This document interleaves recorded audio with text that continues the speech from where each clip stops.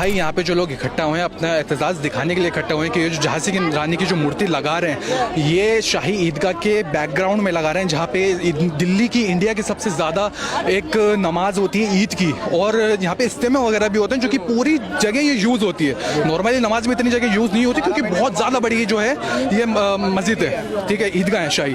लेकिन बस पॉइंट ये दो लफ्जों में ये इबादत की जगह है, ये सब लोग इकट्ठे इसलिए हुए हैं कि ये मूर्ति कहीं और लगा लें। दिल्ली का रानी झांसी रोड, जहां पर अमर वीरांगना झांसी की रानी की मूर्ति है, वो सड़क के बीच में है। इस कारण रोड पर लंबा ट्रैफिक जाम कभी कभी लग जाता है। इस वजह से दिल्ली ट्रैफिक पुलिस को मेहनत करनी पड़ती है। तो तय हुआ कि उनकी मूर्ति को विस्थापित करके शाही ईदगाह के नज़दीक बने डीडीए के पार्क में लगाया जाए। जैसे ही बात आगे बढ़ी, अचानक सड़कों पर जाहिल सेना टूट पड़ी। व्हाट्सएप पर एक मैसेज वायरल किया गया कि मुसलमानों, अब भी नहीं उठे तो कब उठोगे, अब भी नहीं लड़े तो कब लड़ोगे, अभी भी नहीं बोले तो तुम्हें इजाज़त लेनी पड़ेगी, नमाज के लिए शर्म करो, क्या मुंह दिखाओगे खुदा को। लिख तो ऐसे रहे हैं जैसे खुदा लाइन लगाकर इनके मुंह देखेगा। अगली लाइन में ओसामा बिन लादेन खड़ा होगा, उसके बगल में अल जवाहिरी, फिर बगदादी, फिर जैसे मोहम्मद वाले, फिर तालिबान वाले, आईएसआईएस वाले, फिर इनकी मुंह दिखाई की रस्म चलेगी। देवबंद वाले, बरेलवी, अहमदिया, शिया, सुन्नी, हनफी, वहाबी, किसने कितने काफिरों को नुकसान पहुंचाया, किसने कितनी मूर्ति तोड़ी, इनकी मुंह दिखाई में इन्हें पुरस्कार मिलेगा। ये सोच 7वीं सदी में बनाई गई थी, जिसे आज भी 21वीं सदी में ज्यों का त्यों ढोया जा रहा है। और सवाल बन रहा है कि झांसी की रानी की मूर्ति से इन लोगों को दिक्कत क्या हो गई। दरअसल दिल्ली हाई कोर्ट ने राजधानी दिल्ली में झांसी की रानी की मूर्ति को लेकर कोर्ट में सांप्रदायिक राजनीति करने के लिए मुसलमानों को कड़ी फटकार लगाई। कोर्ट ने कहा है कि रानी लक्ष्मीबाई राष्ट्रीय गौरव का प्रतीक है और सांप्रदायिक राजनीति के लिए इतिहास को बांटने की कोशिश ना करे। साथ ही कोर्ट ने शाही ईदगाह प्रबंध समिति से अपनी निंदनीय दलीलों के लिए भी माफी मांगने को कहा है और मामले की सुनवाई 1-2 दिन के लिए टाल दी है। असल में खुदा को मुंह दिखाने के इस तमाशे की जड़ को समझिए। दिल्ली सरकार के तहत आने वाले लोक निर्माण विभाग ने 2016-17 में एक प्रोजेक्ट शुरू किया था, जिसमें 30 हजारी से फिल्मिस्तान होते हुए पंचकुइया रोड की ओर भारी जाम को देखते हुए सिग्नल फ्री रोड बनाने का प्रोजेक्ट था। इसी के तहत देशबंधु गुप्ता रोड पर रानी लक्ष्मीबाई जी की मूर्ति को शिफ्ट किया जाना था।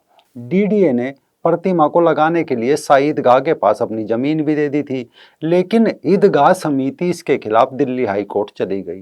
पहले तो पार्क को वक्फ की संपत्ति बताने लगे। मस्जिद समिति की ओर से दावा किया गया कि जमीन तो वक्फ बोर्ड की है, जबकि डीडीए का कहना था कि शाही ईदगाह के पास खाली पड़ी जमीन उसकी है। लेकिन हाई कोर्ट के फैसले के बाद हाई कोर्ट ने फटकार लगाई, बताया कि वक्फ का उस जमीन से कोई लेना देना नहीं है, वो तो डीडीए की है।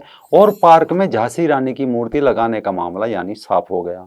जब हाई कोर्ट में फटकार मिली तो नया तमाशा खोजा गया कि कैसे भीड़ को जमा किया जाए, दंगा किया जाए, ताकि सरकार और कोर्ट पर दबाव बढ़े और पार्क में झांसी की रानी लक्ष्मीबाई जी की मूर्ति ना लगाई जाए। तो व्हाट्सएप पर मैसेज वायरल किया कि मुसलमानों, अभी भी नहीं उठे तो कब उठोगे, अभी भी नहीं लड़े तो कब लड़ोगे, अभी भी नहीं बोले तो तुम्हें इजाज़त लेनी पड़ेगी नमाज के लिए, शर्म करो, क्या मुंह दिखाओगे खुदा को। जब मैसेज वायरल हुआ तो खुदा को मुंह दिखाने वालों की भीड़ सड़क पर उतर पड़ी। बड़ी संख्या में लोग शाही ईदगाह मस्जिद के पास पहुंच गए। हालांकि पुलिस ने उन लोगों को समझाकर वापस भेज दिया और जुम्मे की नमाज होने के कारण वहां पर सुरक्षा व्यवस्था भी कड़ी कर दी गई और भारी पुलिस बल तैनात किए गए। मामले की सुनवाई हुई तब दिल्ली हाई कोर्ट के मुख्य न्यायाधीश जस्टिस मनमोहन और जस्टिस तुषार राव गोडेला की बेंच ने पूरे प्रकरण को सांप्रदायिक रंग देने की कोशिश के लिए ईदगाह समिति की निंदा की, उन्हें धमकाया, निर्देश दिया कि अपने इस आचरण के लिए जल्द से जल्द माफी मांगे। कोर्ट की फटकार के बाद समिति के वकील ने बिना शर्त माफी मांग ली और अपील वापस लेने की इजाजत भी मांगी। जस्टिस मनमोहन ने नाराजगी दिखाते हुए कहा कि कोर्ट के जरिए सांप्रदायिक राजनीति खेली जा रही है, आप इसे ऐसे पेश कर रहे हैं जैसे मामला धार्मिक हो। लेकिन ये कानून और व्यवस्था की स्थिति है। झांसी की रानी की प्रतिमा का होना राष्ट्र के लिए गर्व की बात है। साथ ही ये भी कहा कि झांसी की रानी धार्मिक रेखाओं से परे होते हुए राष्ट्रीय नायक की तरह है। याचिकाकर्ता सांप्रदायिक रेखाएं खींच रहा है, आप लोग सांप्रदायिक रेखाओं के जरिए विभाजन ना करें, आपकी सलाह ही विभाजनकारी है। अगर जमीन आपकी है तो खुद मूर्ति वहां पर लगाने के लिए आपको आगे आना चाहिए था। लेकिन शाही ईदगाह ने कहा कि झांसी की रानी की प्रतिमा लगाए जाने से क्षेत्र में कानून और व्यवस्था की स्थिति पैदा हो सकती है, यानी उनकी भावनाएं आहत हो सकती है।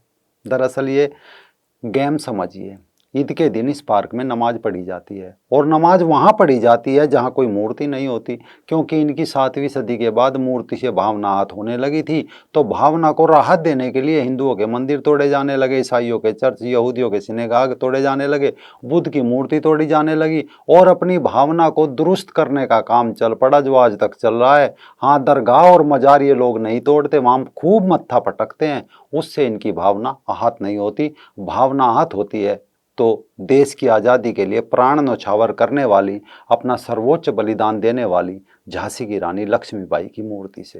तो मूर्ति अगर झांसी की रानी की मूर्ति पार्क में लगाई जा रही है तो उससे क्या दिक्कत है? उससे दिक्कत ये है, हमारी इबादत नहीं होती है किसी भी मूर्तों, किसी भी फोटो के आगे। इनका भावनाओं का गेम ही ऐसा है। बकरे काटने से, मुर्गे मरोड़ने से इनकी भावनाएं ठीक रहती है, लेकिन बाकी कब कहाँ किस बात पर आहत हो जाए पता नहीं चलता। बिल्कुल सावधानी हटी दुर्घटना घटी टाइप वाली इनकी भावनाएं हैं। इनकी भावनाएं ऐसे छुई मुई सी नाजुक हो चली है, आपने कुछ कहा नहीं कि इनकी आहत हो गई। कभी कभी तो लगता है इनकी भावनाएं आहत होने के लिए तैयार बैठी रहती है, आप कुछ भी करो या बोलो और ये आहत हो। भावनाएं आहत होने के लिए बिल्कुल इनकी मरी जा रही है, बस इंतजार रहता है कि कोई आए और इनकी भावनाएं आहत करे। कभी कभी तो लगता है कि भावनाओं को राहत ही मिलती है आहत होने से, ये तो बस बहाना ढूंढती रहती है आहत होने का। ये भावनाएं आहत भी ऐसी ऐसी बातों पर हो जाती है कि आहत करने वाले तक को पता नहीं चलता कि उसने किसी की भावनाएं आहत कर दी। उसके खिलाफ जब तोड़ फोड़ या फतवे निकलते हैं तब पता चलता है। लेकिन इस तरह इनकी भावनाएं आहत होने के बड़े फायदे भी हैं, इनकी एकता बनी रहती है। दूसरा, भावनाएं आहत होने से भीड़ भी जुटाई जा सकती है। उन भावनाओं को ठीक करने के लिए बस और रेल में आग भी लगाई जा सकती है, बाजार लूट लेते हैं, रेप कर देते हैं, चंदा उगाया जा सकता है। तो इस तरह आहत भावनाएं इन लोगों को बड़ी राहत देती है, यानी आहत है तो राहत है। लोग अभी तक सोचते रहे कि झांसी की रानी राष्ट्रीय गौरव है, लेकिन इन लोगों ने बता दिया कि वो तो हिंदू है, जिससे इनकी भावनाएं आहत हो सकती है। गजब है ना।